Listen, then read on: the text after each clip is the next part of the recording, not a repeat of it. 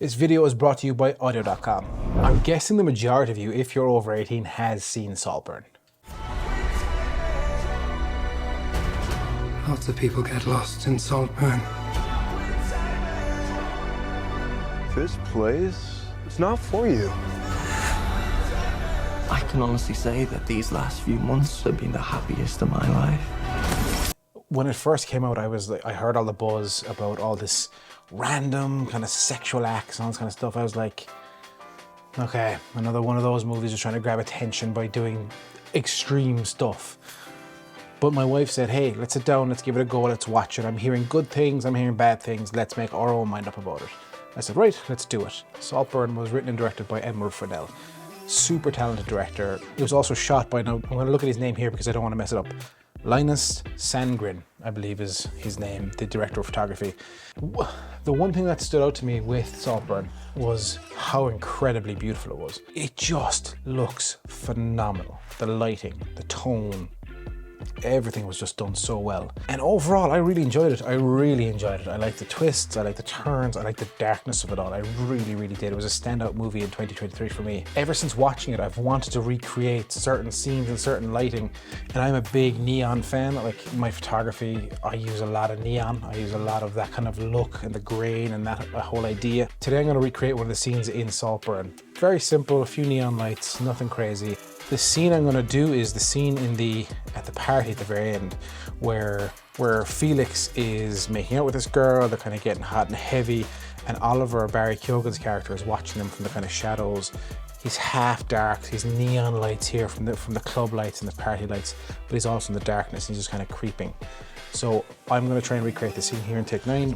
There you go, I'll be controlling the lights from all here from the iPad and we're building the scene out. So let's get straight into it. So let's take a look at the frame before I start building out the scene. It was impossible not to love Felix. That was part of the problem. Everyone loved him. Just looks incredible. The lights, everything on this. And exhausted. This is one of the promos I took off Amazon Prime. This is one of the promos I took off Amazon Prime. It's just a clip for the movie. I saw it on social and this is what kind of kickstarted again. I have the movie here as well, so we're going to look at both scenes. Now, the scene I want to recreate actually isn't in the movie. It's actually in the ad in the trailer. So if you see here, if I'm going to skip this scene right here. So he's making out with her here and then you see, bam. So it hits him first with the blue kind of white lights.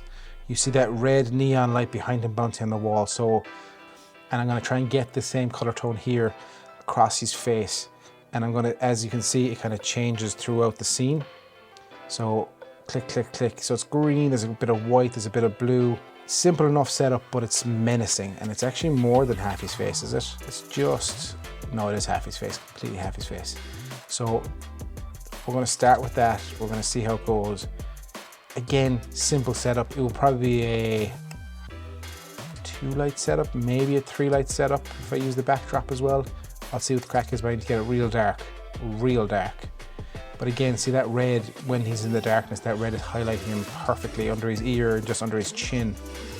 So I have to get this, like, I think that's shot in an 85. I could be wrong. I'm gonna shoot this on the Sigma 85 1.4, I think it is. Just to get that pristine kind of look with the depth behind me. Very simple, just kind of ominous looking. Yeah, I love the catchment of the eye as well. Like the light really catches in his eye. Like half that face is still in darkness. So I think his body's tilted like this. He's looking like this. Collar's out. Now obviously I have the long hair. I'll put it behind my ears so you can actually catch my face. My friend Leah Barber, Penny Productions, has an incredible TikTok series about this. Recreate a scene with me. She had, I think it was 7 or 8 episodes. Make sure to check her out. The link is below. It's in the description as well. Check out her stuff. She's kind of inspired me to this. She is a master at this stuff. Okay, let's get cracking on this scene.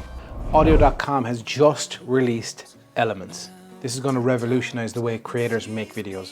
Elements are customizable song stem files that are completely customizable for every single song on Audio.com. By breaking songs down into individual instrument tracks, you have complete control. Don't want the voice? No problem. Take the drums out, done. Remove the bass? No, put the bass back in. Yeah, sounds much better. Now bring it all back and just the voice. Class.